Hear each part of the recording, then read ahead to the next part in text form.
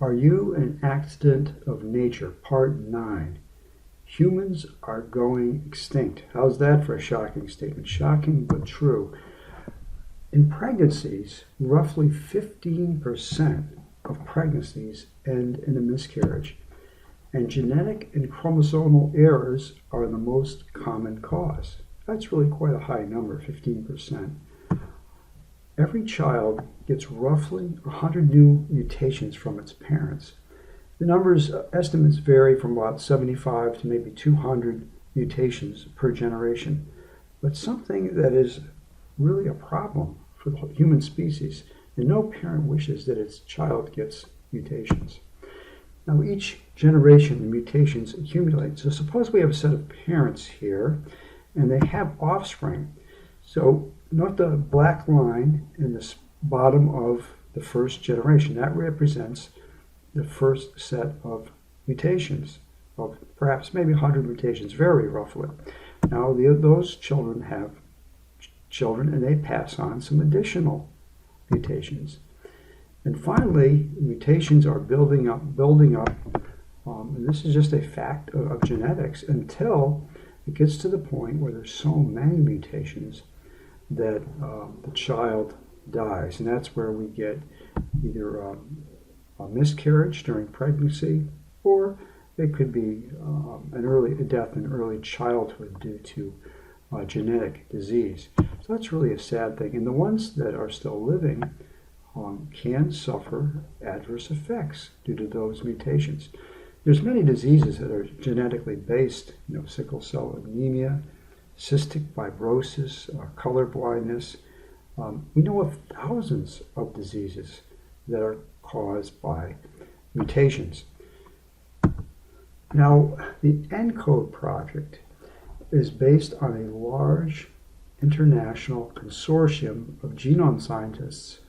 These are top-notch scientists from all over the world, and it's been a massive effort to try and understand what DNA does. Essentially, they found that essentially all human DNA is transcribed. In other words, used. Essentially all human DNA is used. In fact, most of it is used in both directions. Really, really sophisticated what goes on. And what that means is there's really virtually no junk DNA. Junk DNA is probably one of the most embarrassing major errors made in science in the last 50 or so years. But most nucleotides, those are the individual, we can think of it as points on the DNA, are not only functional, but they're polyfunctional. That means they have multiple roles. So take a look at this crossword puzzle, for example. Take a look at the T. Now, the T is used in two words. The word retreat, horizontally across the row, and the word top in the column. Now, suppose you wanted to change that T to improve one of the words. Remember? How difficult would it be to make a random change to that letter and improve the word in one direction and not damage it in the other direction? In fact, any random change is probably going to damage it in both directions. So that is a very unlikely, exceptionally unlikely hurdle for chance mutations to overcome to create new information. So what all this means is there is little to no junk DNA. It's nearly all used. And it means also that almost all mutations are bad. Most nucleotide mutations are what we call nearly neutral. Now there's roughly 3 billion nucleotides, or 3 billion bases, in human DNA. So a nucleotide is sort of, you can think of it as the smallest rung on the DNA ladder, the DNA double helix. But most of them are nearly neutral, but most of the mutations are harmful. But the effect is so small that natural selection cannot remove them. And that's a big problem. Because what that means is They accumulate. It's like car rusting one atom at a time. The individual atoms by themselves don't destroy the car, but cumulatively they destroy the car. And that is what's happening to human DNA. Collectively, the human genome, which is a collection of all DNA in the human population, is going downhill. And what that means is humans are doomed to die out. The consensus view now among secular geneticists is that we're in trouble. We're in trouble as a species. Here's a quote or a paraphrase from Dr. James F. Crow. He says, we're inferior to Stone Age man. And this is from what he published in the Proceedings of the National Academy of Sciences.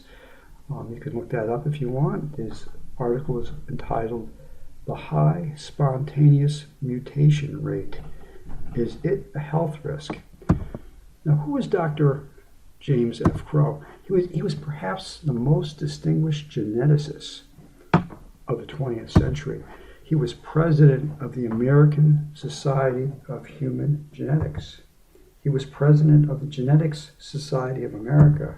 He was a member of the National Academy of Sciences. I'm trying to press you that Dr. Crow is a very famous, well-regarded geneticist. Now, he's deceased now. How about this? No geneticist doubts man is degenerating. Now, this is the view of Dr. Alexei S. Kondroshov. Who is Mr. Kondroshov? He's a highly distinguished geneticist at the University of Michigan.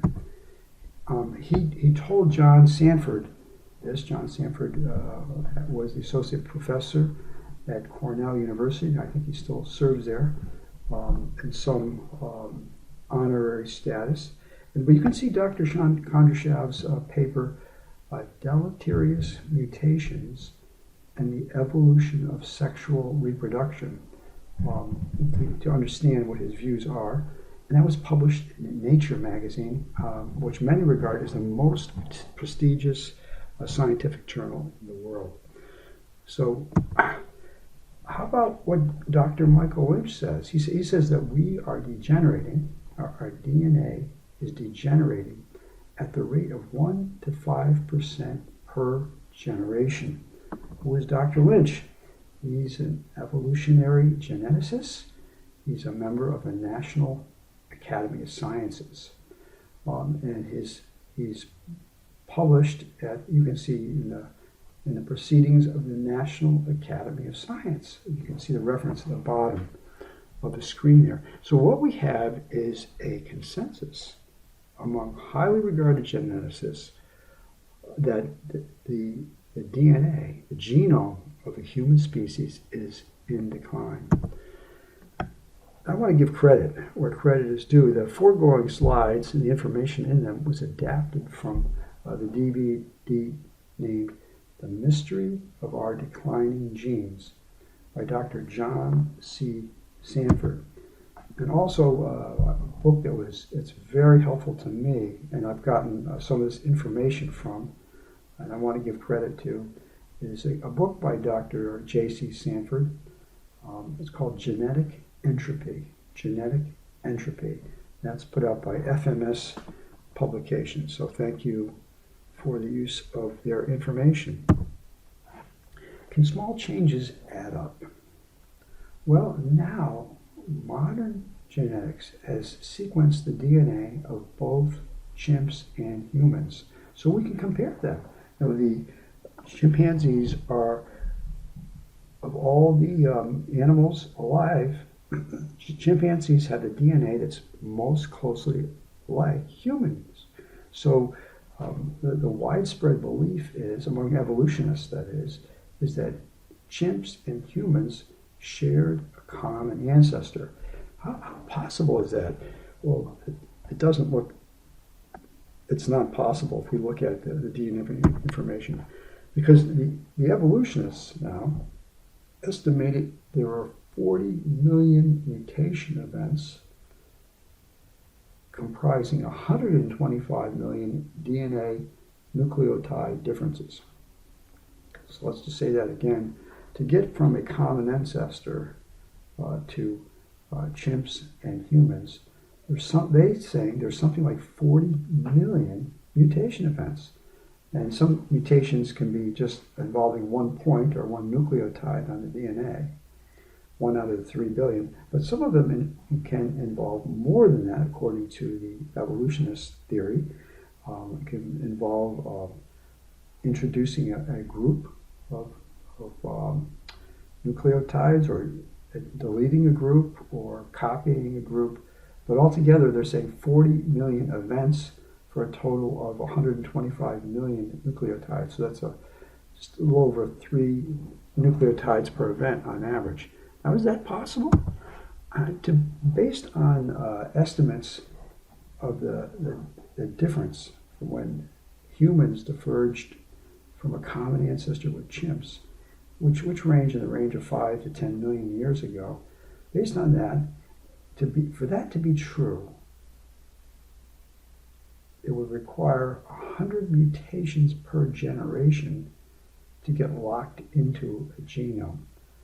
But suppose there's a common ancestor of chimps and apes, and the first generation has somewhere in the population, in the millions or however many there were, somewhere there's a mutation that's supposedly beneficial, or at least no harm. But that is wildly impossible that you get 100 of those mutations locked in to a genome. In other words, that beneficial mutation have to spread through the entire population, or nearly the entire population, to be then passed on to the next generation. At the meantime, they're saying that 100 more mutations in the next generation would have to get locked in, and 100 more. So the child would need 100 more mutations, and that grandchild would need 100 more each generation, and it would have to spread through the whole population. That is wildly impossible. To believe that is just absurd. It would take a fair amount of time just to lock in a single mutation. It's certainly not locking it in one generation, and you're certainly not spreading 100 mutations and selecting them, is the point, to the entire population, each generation on average. That's foolish. That's just absolutely foolish to believe that. But that's what evolutionary biologists have to believe, to think that chimps and humans had a common ancestor. So the conclusion is that modern genetics has discovered that the DNA of humans is declining. And we will eventually go extinct if God does not intervene. It's a very, very compelling argument that evolution isn't true. This could not possibly be how humans came to be, by evolving by some random mutations from a common chimp ancestor. And by extension, this kind of reasoning would apply to virtually all organisms. You will not get true transitions from one kind to a much more complex kind. You can get small changes in an organism, but those typically happen not by introducing new information complexity, but rather organisms can adapt to the environmental changes by turning on and off genes they have, or selecting or deselecting genes they already have, or recombining genes they already have. So we can see tremendous variation within a kind of creature. What we won't see is a kind of creature turning into a substantially different kind. Like we won't see, mice will always be mice. There could be tremendous variety within mice, but something that requires new information complexity is of any significance is not going to happen. So another interesting conclusion is the rate of mutations and miscarriages that's happening supports the idea that humans must have been created fairly recently. The rate at which mutations are being passed on and being increasing in each generation in the human DNA suggests that we could not have been around for millions of years. It supports a relatively recent creation of humans. So I hope you find that interesting, and I'd like to encourage you to consider giving your own presentations on showing that evolution isn't true. You can freely download the PowerPoints used in these videos at educate7.com, and you can add to them, change them, but you are free to use them and download them. Our next video is called Part 10, Fossils. I think you'll find that interesting. We show that the fossil record does not support evolution. Most people don't know that. Even Darwin said it didn't, that the transitions are missing. It should be there if evolution is true.